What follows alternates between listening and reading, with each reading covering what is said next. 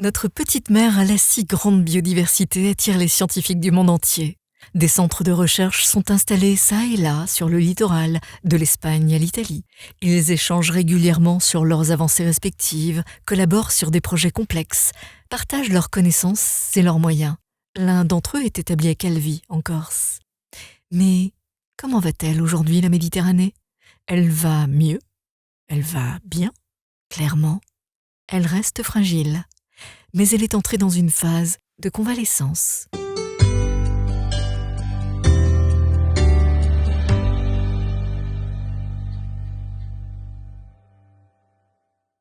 La baie de Calvi en Corse est un site exceptionnel pour les scientifiques.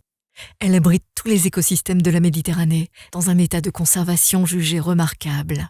Implantée à la pointe de la Revelata, la station de recherche sous-marine et océanographique Starezo y mène ses recherches depuis 50 ans. De quoi avoir un peu d'expérience et de recul sur la convalescence de la Méditerranée. Quand je suis arrivé ici pour la première fois que j'ai mis mon nez dans l'eau sur ce lieu, j'ai été sidéré. J'ai découvert qu'à 3 pas de l'endroit où je m'étais mis à l'eau, je voyais beaucoup plus d'espèces que je n'en avais jamais vues en mer du Nord, qui pourtant étaient considérées comme en meilleur état. On pourrait en discuter. Et en réalité, la Méditerranée est un tel joyau que même parmi les atteintes qu'elle a réellement subies, elle conserve cette caractéristique complètement extraordinaire, toujours aujourd'hui, encore aujourd'hui. Cette Méditerranée reste un joyau qu'il faut absolument maintenir. Et c'est bien là le plus important, préserver. C'est en comprenant mieux que l'on protège mieux. Comprendre les interactions du milieu marin est la raison d'être de ces scientifiques. Accumuler les données, claires, objectives, apporter la connaissance à tous les niveaux de la société pour convaincre de l'urgence des actions à mener. Les modifications climatiques actuelles montrent par exemple une production de plancton, traditionnellement printanière, un peu plus tôt dans la saison. C'est un constat, variable d'une année sur l'autre. Ce n'est pas encore une tendance. Les microalgues qui forment le phytoplancton, donc la partie végétale du plancton, va grâce aux eaux profondes et riches en nutriments qui sont charriées par les vents, pouvoir se nourrir, réaliser la photosynthèse, donc il faut de la lumière et des nutriments. Et une fois que ces deux conditions sont rassemblés, on va pouvoir avoir toute la chaîne trophique qui va se développer. Donc le phytoplancton va être mangé par le zooplancton.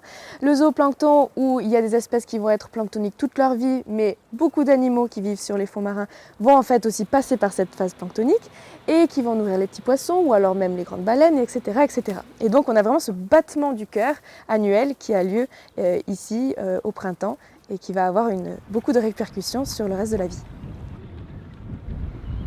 Ça grouille, il y a plein de choses. J'ai envie de regarder au microscope tout ce qu'il y a. Ces répercussions sont aujourd'hui quantifiables et permettent de préparer l'avenir et la préservation des ressources. Starezo s'est rapproché de l'archipel espagnol pour partager ses données, notamment sur les langoustes. On travaille avec les Baléares. Donc on a cette stratégie insulaire qu'on va pouvoir partager, de recenser les petits juvéniles de langoustes pour avoir une idée du taux de recrutement, c'est-à-dire du succès de ces petites larves à avoir rejoint les côtes et qui vont rejoindre du coup les populations adultes qui vont potentiellement être pêchées un jour. Et du coup, en connaissant ce taux de recrutement, on peut potentiellement prévoir les quotas de pêche les années suivantes. Donc c'est comme ça que sont gérées les pêcheries, par exemple en Australie ou certains endroits au Canada, et qui sont considérées comme l'une des pêcheries qui sont les mieux gérées au monde, justement parce qu'ils ont utilisé ce type d'indicateurs qui sont les petits juvéniles de langoustes qui sont venus s'installer et qui plus tard formeront les populations pêchées. Quant à la Posidonie, elle fait l'objet de toutes les attentions. Elle a subi de fortes atteintes par les rejets humains et les ancrages de bateaux, mais elle est résiliente. Et les efforts engagés ces dernières décennies portent leurs fruits. L'herbier repousse. La Posidonie, c'est vraiment un super-héros de la Méditerranée.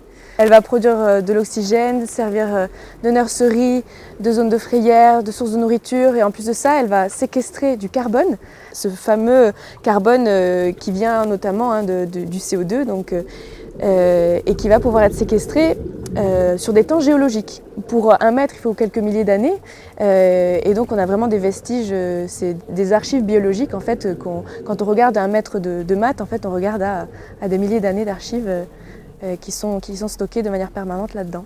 C'est colossal. Par endroits, Les mattes de Posidonie dépassent les 8 mètres. Un puits de carbone vieux de plusieurs dizaines de milliers d'années, exclusivement en Méditerranée.